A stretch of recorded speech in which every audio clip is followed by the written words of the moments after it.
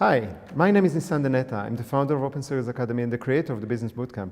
And today, for a very, very, very special interview, I have a very esteemed guest, Jay Abraham, that came all the way from California. He's supporting us in the work that we're doing. He's here actually to support you if you're watching this video.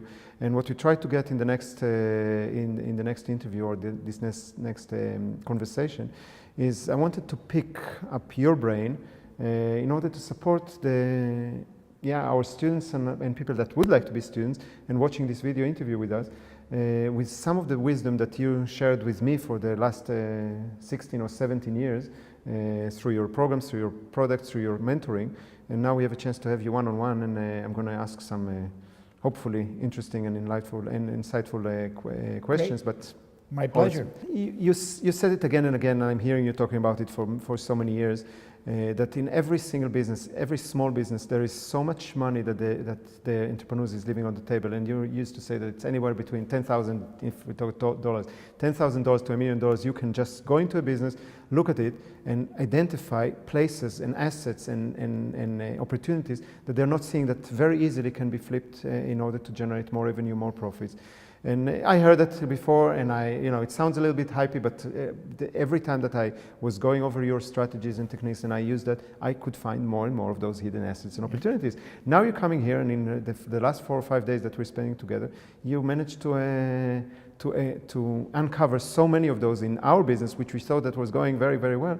So, what's the secret? How you do that? What Well, there's 3 secrets, and they're not secrets. They're just realizations. First one is I've been privileged, as you know, to work not just in a lot of businesses, but in 465 industries.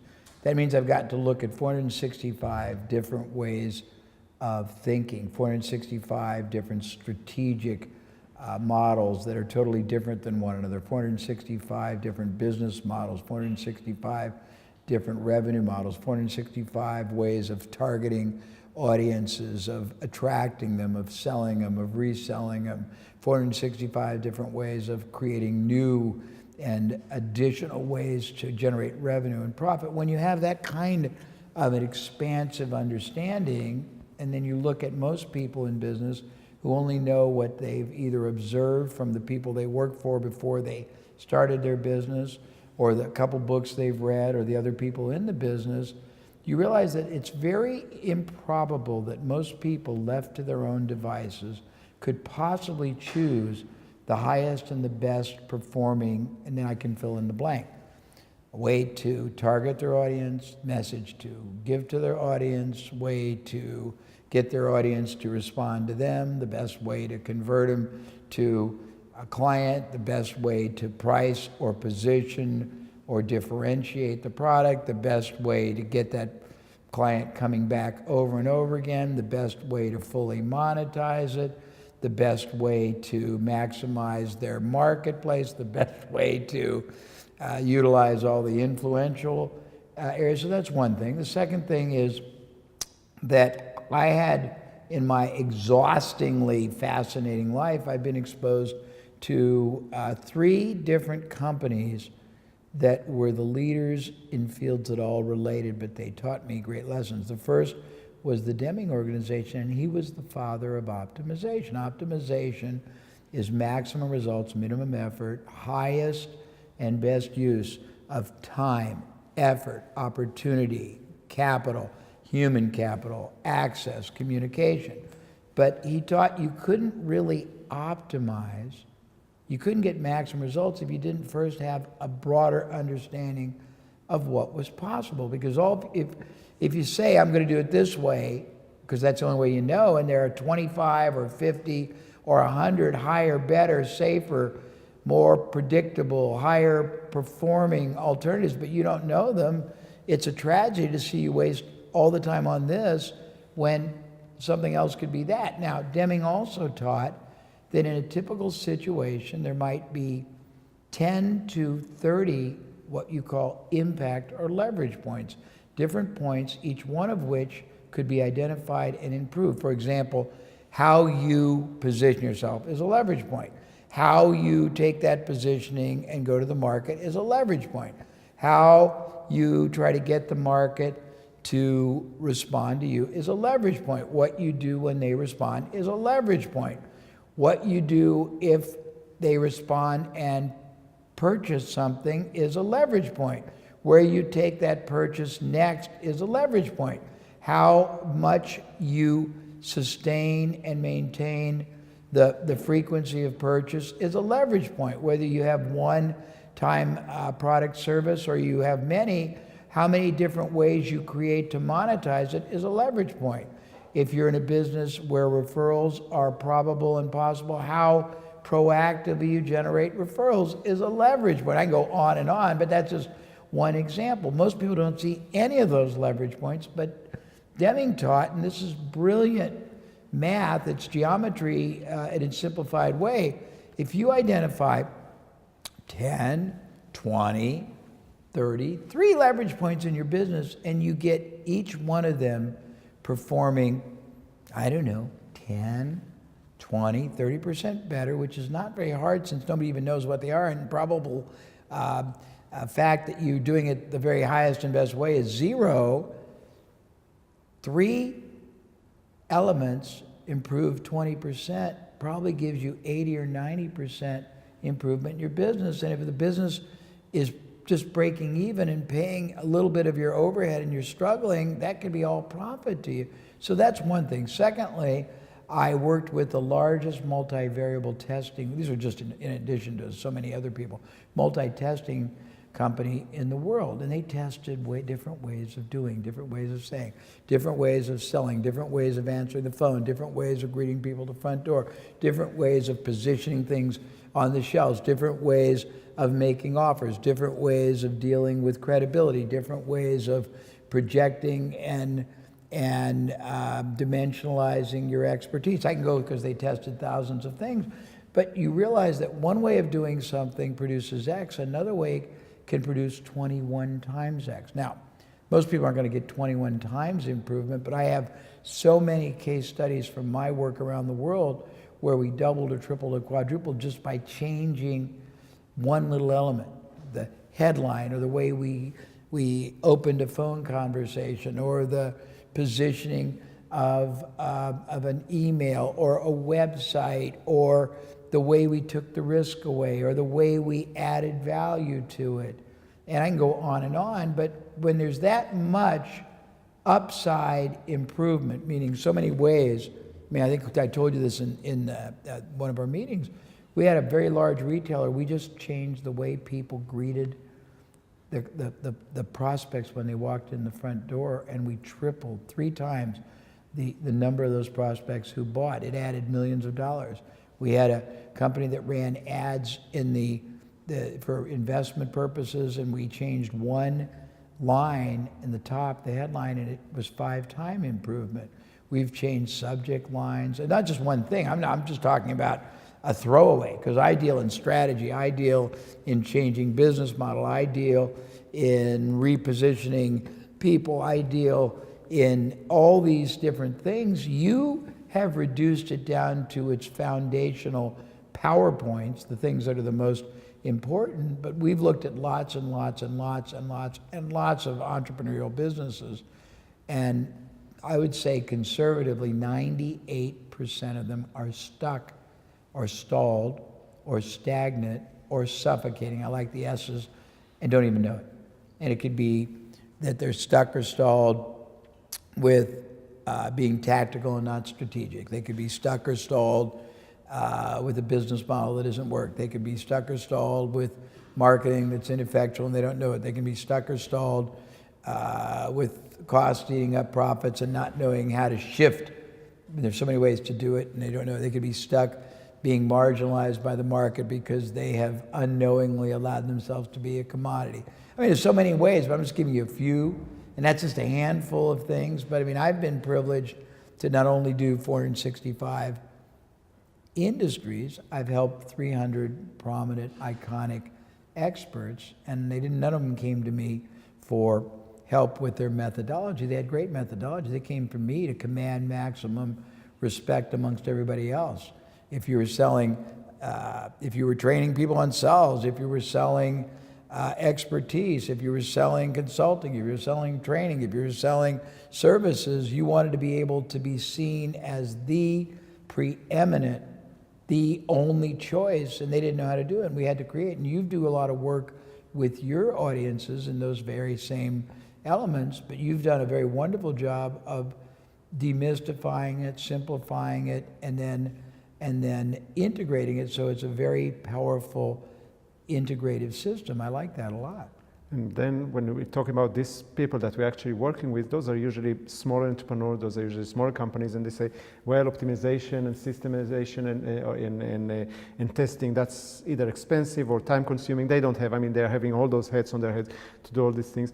If you could break it down to 2 or 3 or 4, whatever it is, if you would look in, you go into a consultant practice, one person show, or a small IT company, what would be the first thing that you would look around in order to find out and say, hey guys, there is here a fortune that you're just leaving on the table? Sure. The first thing we always look at, we break when I do private work for somebody, you break it into 2 parts. And the first part is maximizing what they're already doing, and the second part is multiplying the ways they do it, or improving the ways they do it. First thing is whatever they're doing, which we may think is crazy, they're doing and it's theoretically bringing in, but we try to look at the performance of what they're doing. We don't even question.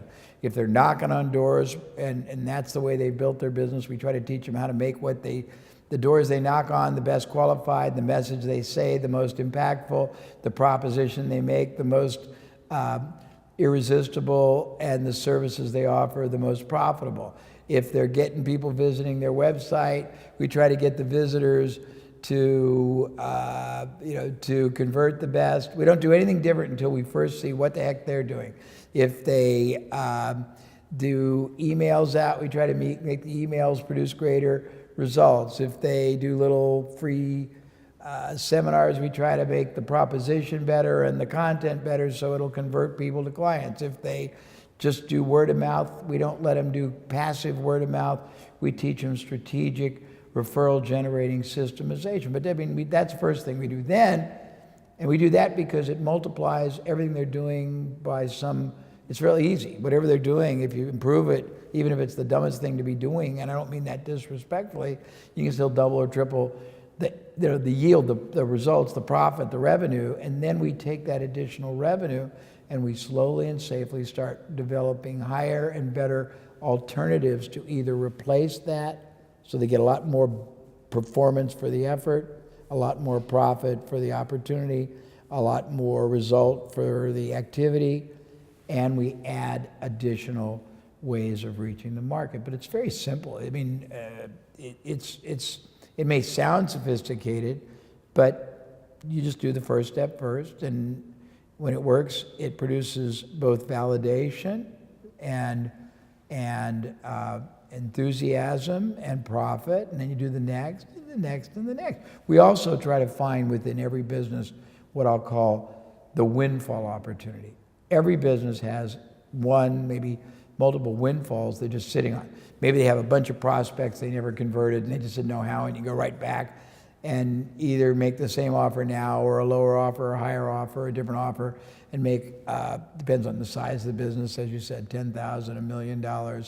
They have clients that they served and they have nothing else to offer them, and they don't realize there's a multitude of ways they can still monetize them for services they can create, partnerships they can do. Maybe they have relationships with a buying market and they're only selling one thing, and we can show them how to represent other things and make more money from the things they don't sell. I mean, it goes on and on and on and on and on and on. But it's all very simple, but very powerful and surprisingly predictable. Yeah, well, the main thing that I see whenever our students coming, the first thing that I see is that even if they do get clients, those clients are being served and that's it. So those clients are not going usually into any kind of a mailing list. There's no way of following them up. There's no way of inviting them for a second time. They usually don't have a back-end product, so they have only one type of product. Those are places that I find very easy to show people how to do it. And that leads me to the part that you're always teaching, is that it takes exactly the same effort, time, money, to create something that works well than to create something that works badly. So you're usually giving the example of of an ad that you spend the same amount of time, money, and effort to create a good ad and that converts well, and a bad ad. And you are keep on saying that the most important part that we are getting paid off as entrepreneurs is our thinking, right?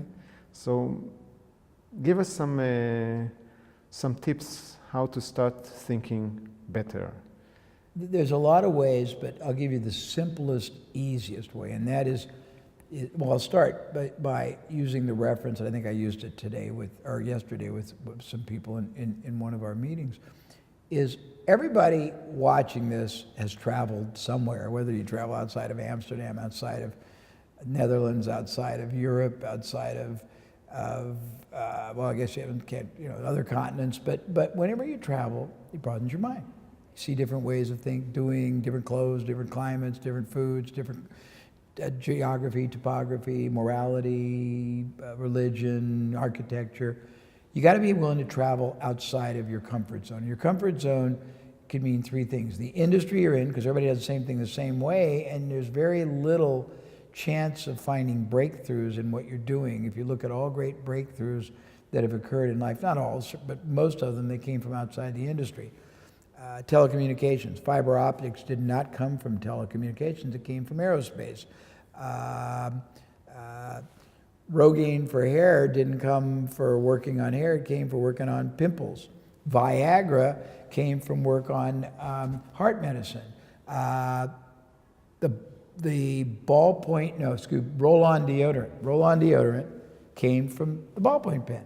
So the breakthroughs don't come internally. You got to be able to stretch yourself and look outside your comfort zone, and that means outside what you observe everyone else doing the same way, the same attitude in your industry, to look for totally different ways to reach your market, to impact your market, to access your market, to monetize your market, and that comes from thinking differently. Thinking differently requires you to step outside, and this is going to be very difficult.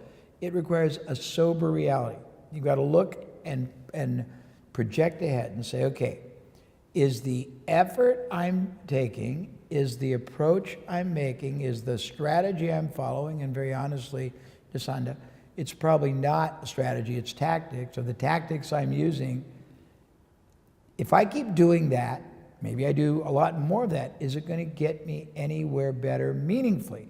Is my business trending up? Is it that way? Is it that? Because if it's not growing at the level it should, and if you don't even know what it should, then that's a challenge to your thinking. You got to approach it differently.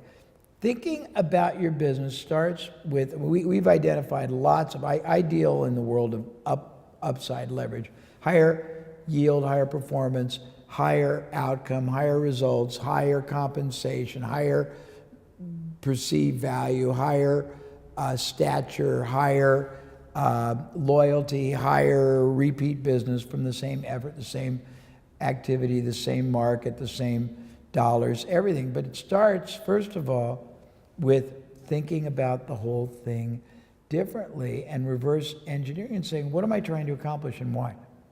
And why am I even in this business? It starts with really understanding that most of us keep doing the same thing even though the results it produces don't have a chance to get us to the place we want. It also, and we talked earlier about most small entrepreneurs, they never reach their goals because they really don't have goals. They have very abstract hopes and dreams. The ones that really reach their goals know exactly where they're trying to be at certain points. They know exactly what activities have to happen backwards. They have a plan of action. The plan is monitored. They have understanding if that plan works, does not achieve what they want, they have hedge strategies. If it achieves more than they want, they raise their goal. They know exactly at certain intervals when it's right to bring either internal or external resources in. And it's just a different way of thinking. The way you think differently is to step outside of your current reality, because inertia, status quo, I mean, we talked about, and it's the greatest visual. the analogy that a friend of mine uses, and it's beautifully, eloquently, sadly true. The average entrepreneur, small, medium, solo, or with a staff of 10 or under, stress, competition, living more payroll to payroll or paycheck to paycheck or fee to fee or project to project or engagement to engagement, however they correlate it. It's the stress, the pressure, the episodic and intermittent and unreliable nature of it all, and the fact that it's basically consumed with all you have to do and all the cost.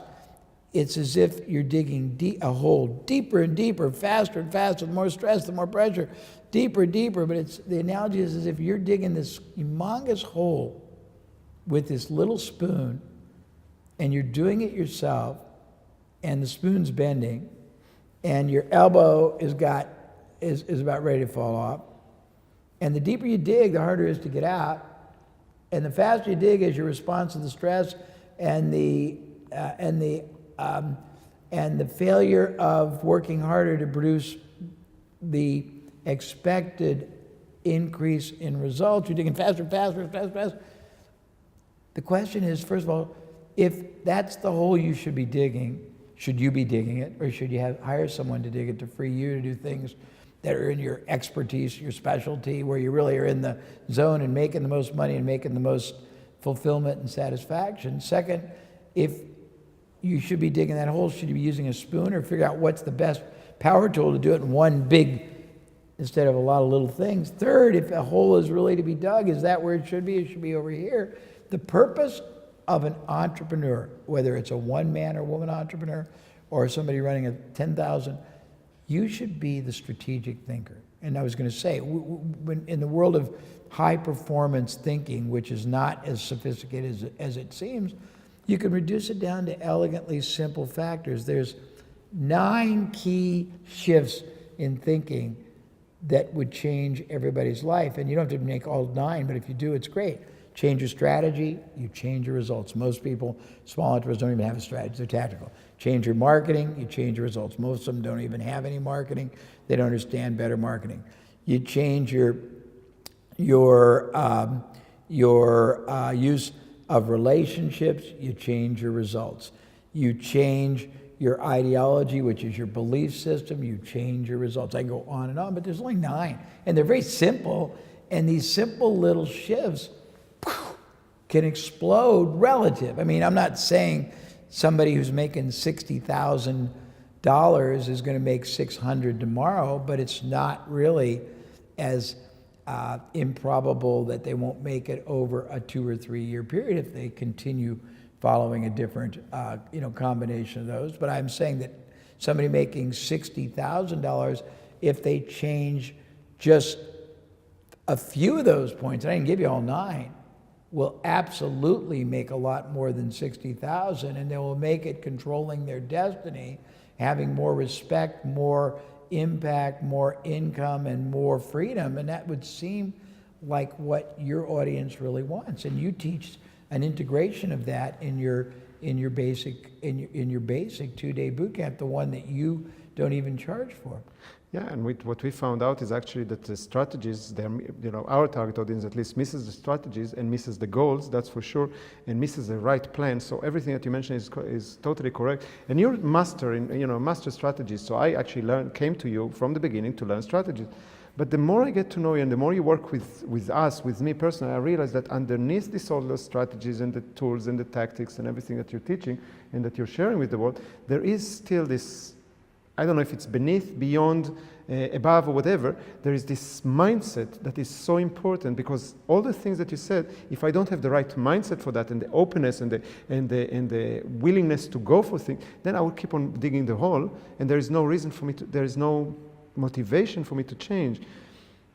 And I wonder, because we talked during the last few days about this mindset of entrepreneur, the shifting in the mindset that needs to be happening. If you can give us something about that, about the shift that we all need to make in order to move to the next level of success. Well, I'll give you, I will, but I'll set it up by saying there's a statement that's very true. You must grow or you die. You have to grow as a person, you have to grow as a business, you have to grow as a,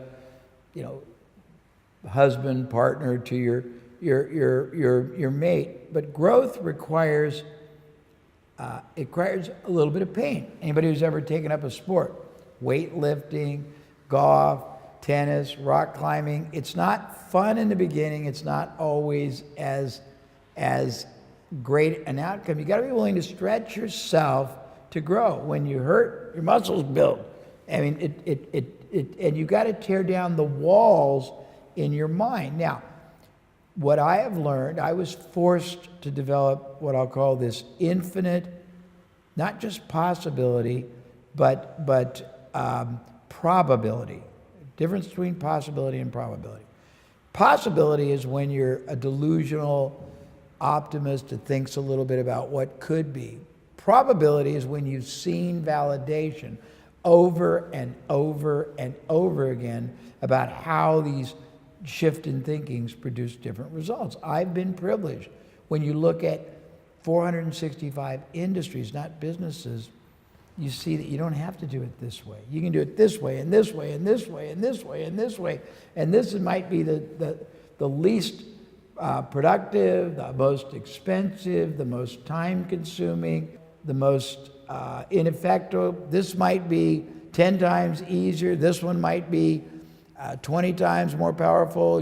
There's no law that says you can't take part of that, use them together, and maybe something from here and replace that. But you can't do any of that if you're not aware of alternative possibilities.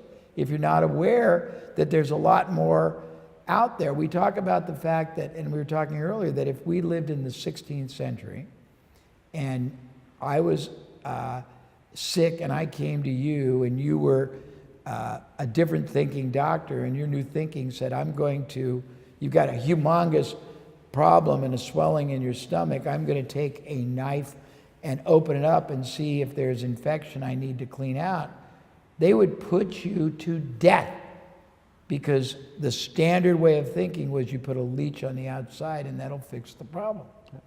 So, I mean, evolved thinking is what has driven all achievement, all super accomplishment, challenging the current status quo, challenging your own thinking. I mean, there's a great quote from Peter Drucker, who was one of the greatest business minds alive. He's deceased now.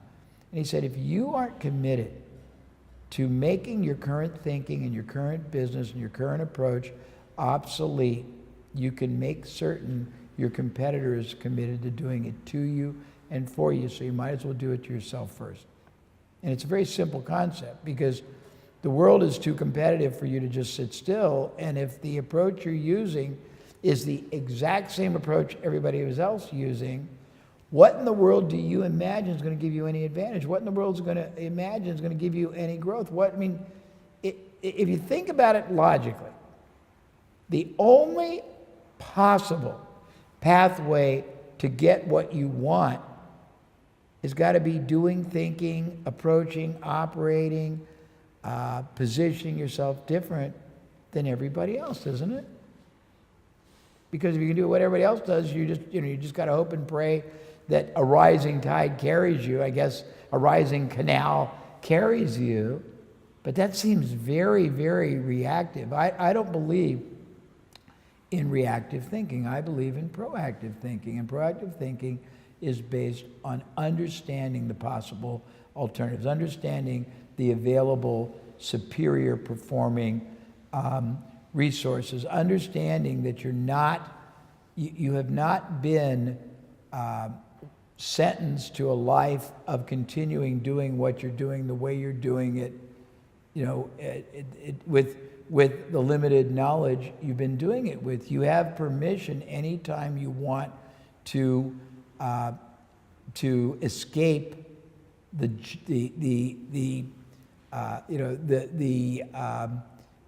jail you have sentenced yourself to, and it's all you. It's not the world. You can free yourself, unlock the door, let the demons out, I mean, there's so many better, easier, more powerful, profitable ways to operate the rest of your entrepreneurial life that it's tragic to accept a fraction of a fraction of a fraction. And we talk about it.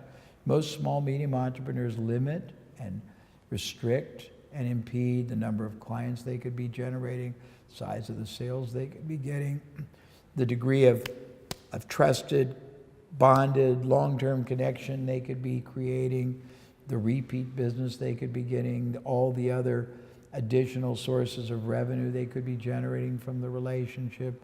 In many cases, there's a huge, huge, never tapped source of great referrals and word of mouth, just lots of things. And it's actually pretty cool, because usually I think at least, usually is that when you have the right mindset and when you open your mind, then you see possibilities.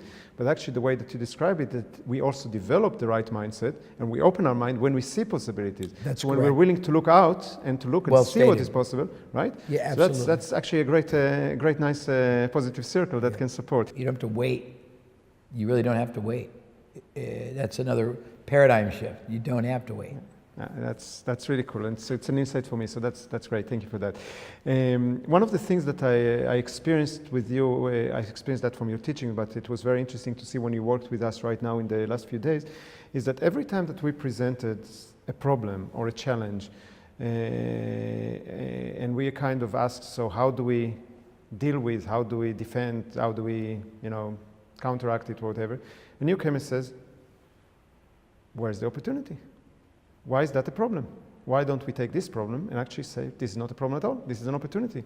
And you forced us every time, or forced me at least every time, to look on the other side of it and realizing how much power there is with problems. Most of us are running away from problems. As soon as there's a problem, we run away. And what you're actually saying is, let's go and turn into the problem and use it as an opportunity. So first of all, I think it's a great and very empowering way to do that. I would like you to explain that a little bit, so also the viewers can see that, but also how would I, as a small business owner, would go about doing it when I don't have Jay Abraham to do that for me? How do I make sure that every time that there is a problem or challenge, instead of closing off, putting my head in the sand, run away, I actually take the courage to look the problem in the eyes and what's the process that goes in your mind in order to... It's a great question. So first of all, let me give you my take on business life, on life. Life is nothing more, successful life, business, personal. It's about solving problems and making opportunities possible for others. That's the first part. The second is, so you're rewarded in life, and you're much more rewarded in business for the number of problems you solve for others and yourself, and the number of opportunities you make possible for others and yourself.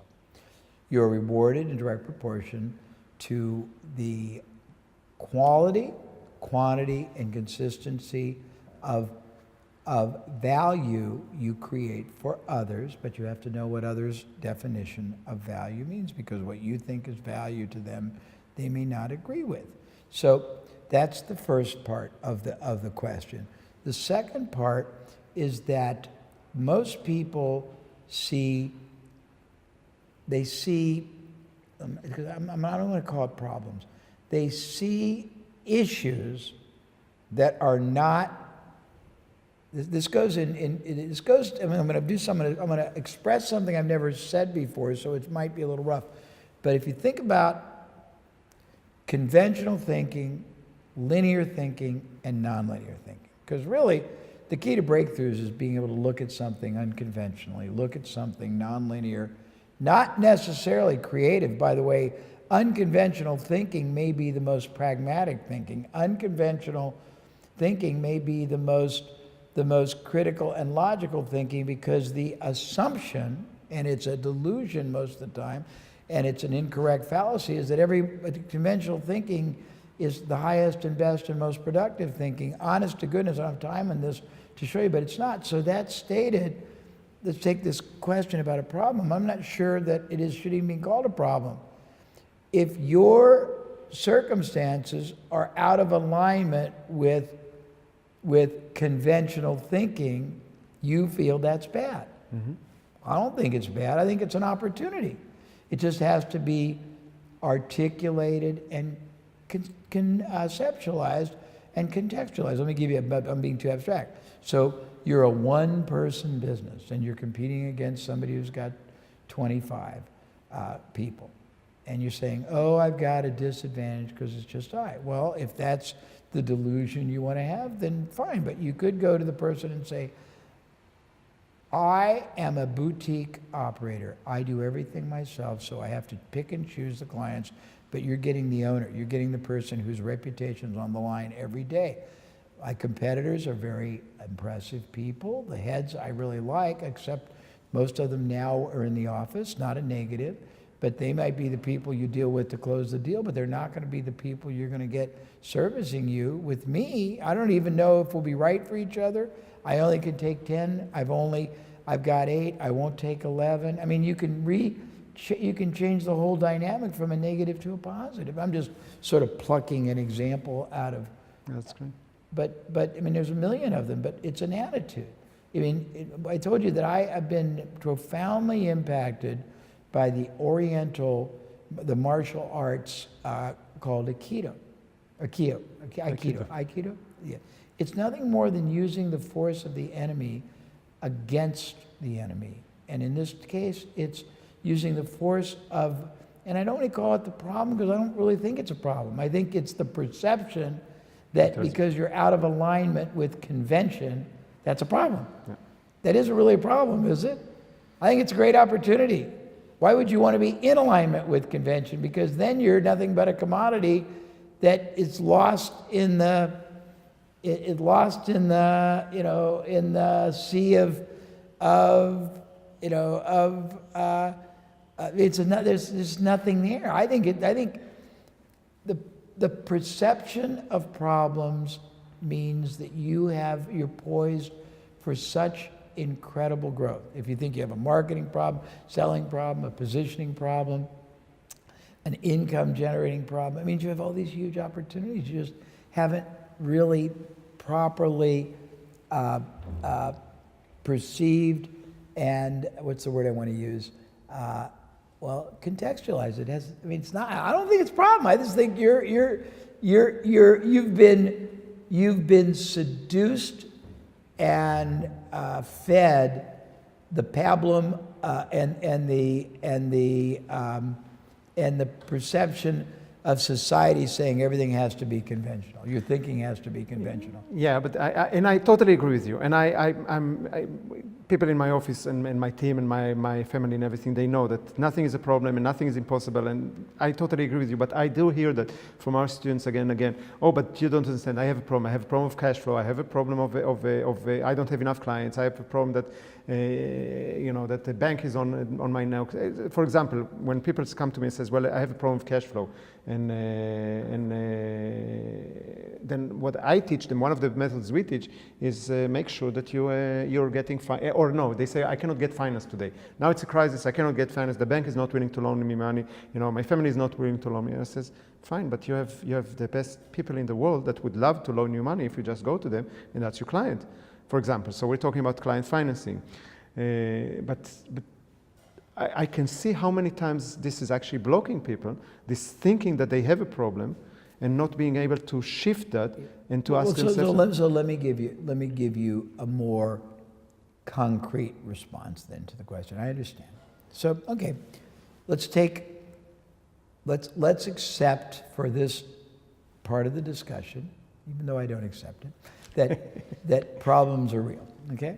So if you think you have a problem, the first thing is you have a problem based on your limited experience in thinking about what solution options you have.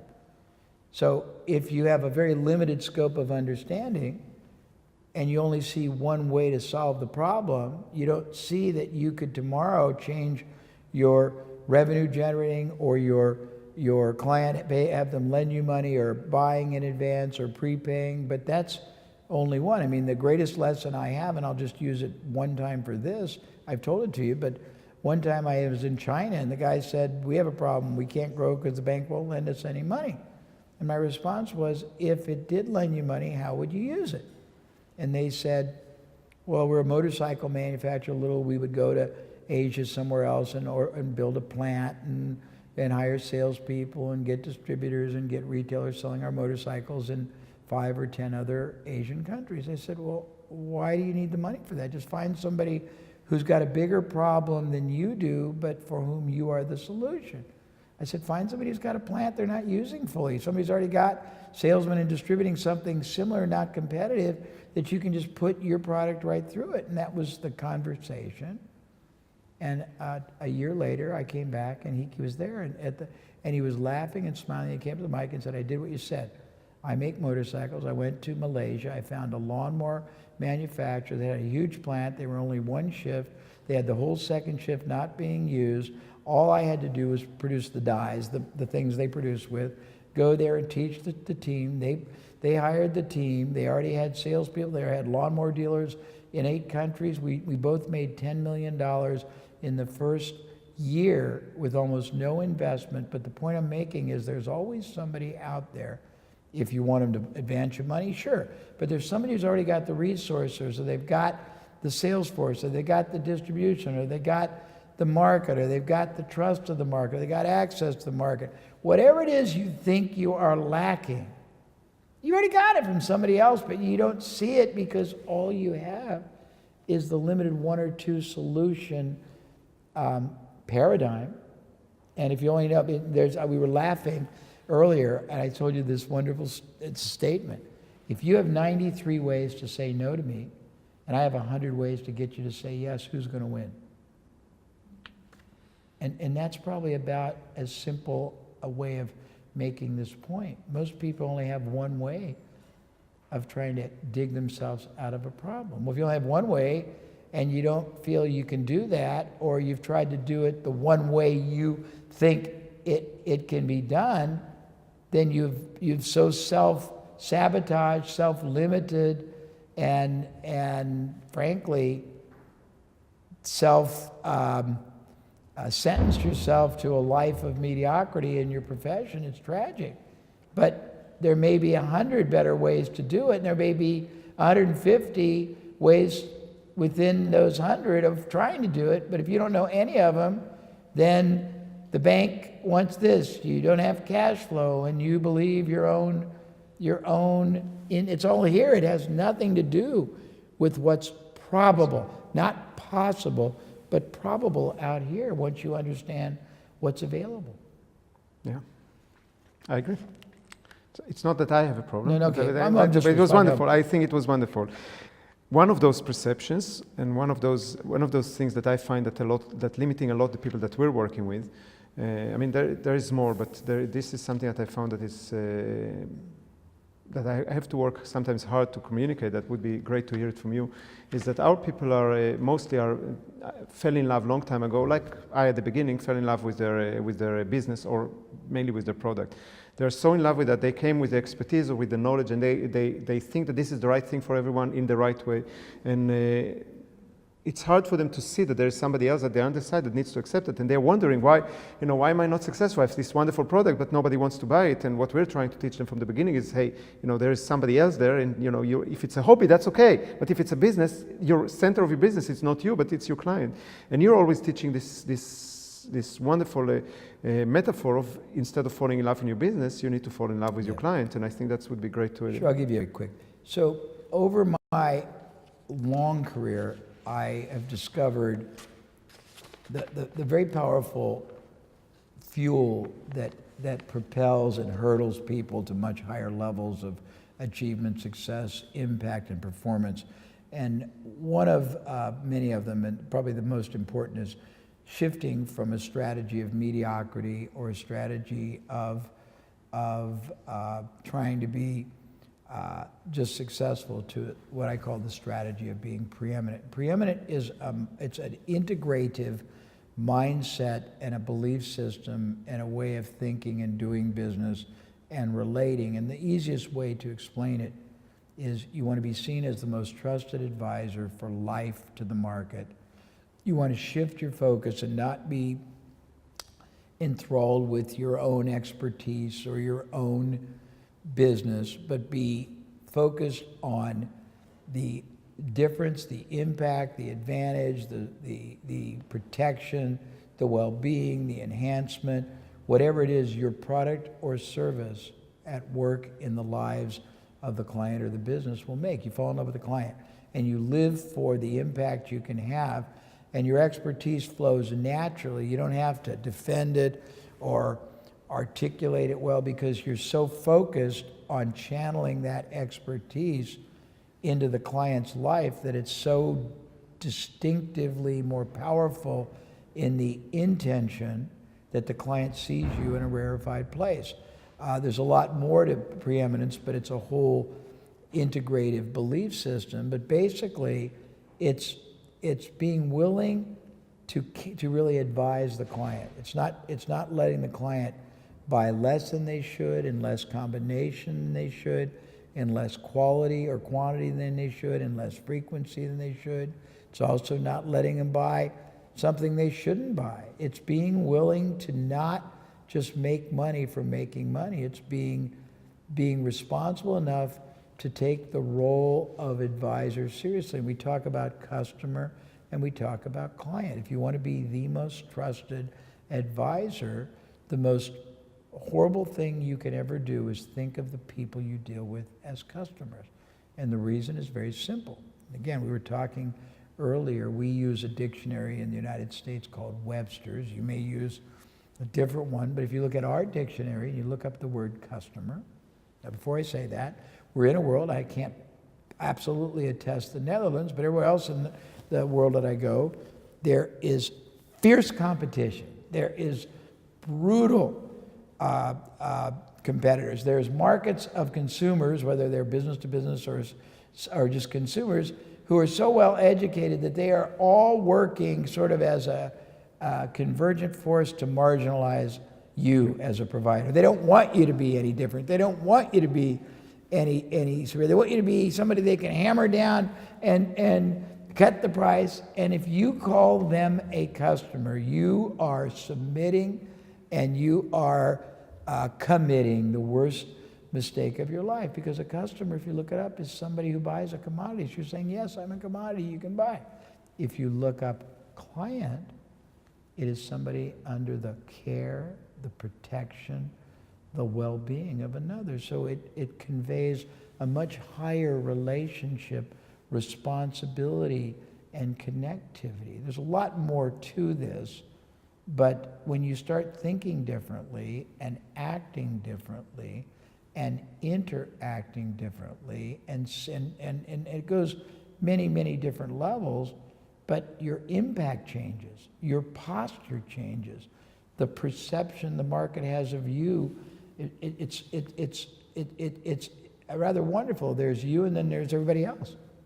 And if that's not what you want, if you want you to be like everybody else and judged against everybody else and no different than everybody else and no more special than anybody else and worth no more than anybody else and not worth choosing any different than anybody else, then you shouldn't even consider being preeminent. Right. I think this is profound. If we're bringing all these concepts that we just discussed right now, and I find it really profound, that the small entrepreneurs that we're working with would start thinking differently, this is what we're trying to get them in the business bootcamp, to start thinking differently, see the options, see the possibilities, and how can you take it further. What would be maybe the 1 or 2 or 3 questions that I'm, as a small entrepreneur that wants to change, wants to grow, what should I ask myself today, and spend some time thinking about it? Because this is something that we discussed, both you and me are doing. We just take some time to reflect, and what I found out is that most of the people that I'm working with never take that time to reflect. They just, swim. They never put their head above the water to see, where am I swimming? So with what question or a couple of questions would you direct them into, okay, this is time to reflect, think? Well, there are a couple in order of to grow. The most startling and stunning, not necessarily happily stunning, but it will stun you, is if I keep doing what I'm doing, the way I'm doing it, where I'm doing it, how I'm doing it, and for whom I'm doing it, where will I be in, and you can fill it out, 5 years, 10 years. Will this get me my goal? do I really have a precise goal?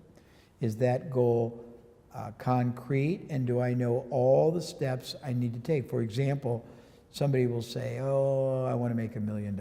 And I'll say, well, what are you making right now?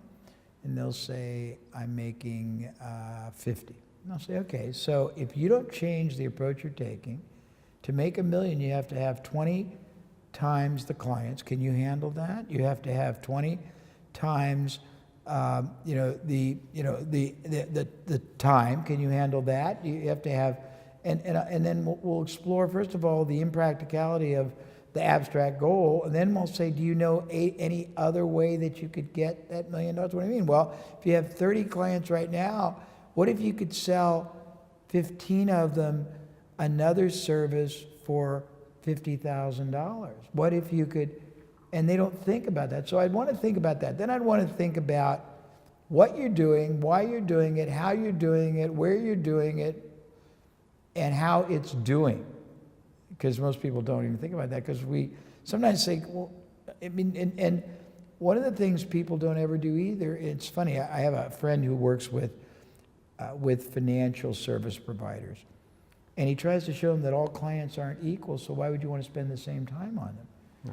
Certain clients might be worth $100,000 commission, others might be worth $100 commission, but you don't discriminate. And there's a lot, I mean, we were talking about critical thinking. Critical thinking is looking at your own situation, your activities, the logic or illogic, the performance or non-performance.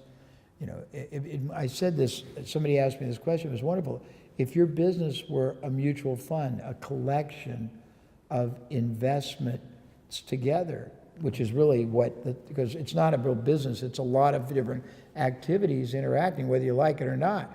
It doesn't just come to you, and if it comes to you, that means it's reactive and you're doing nothing.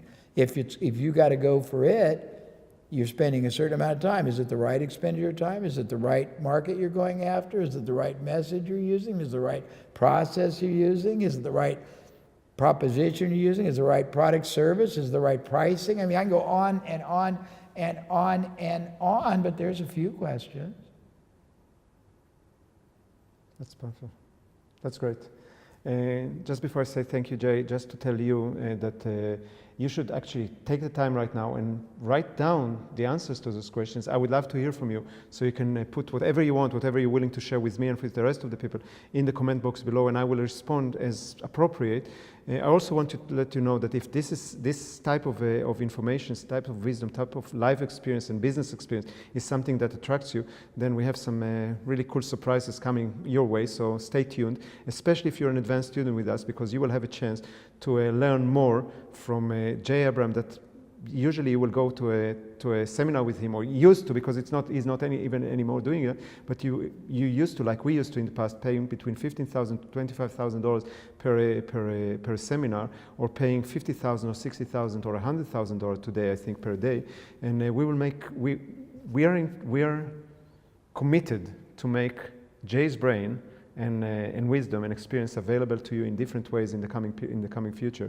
So stay tuned. And Jay, thank you so much for those answers and the wisdom and the insights. And thank you. You're welcome.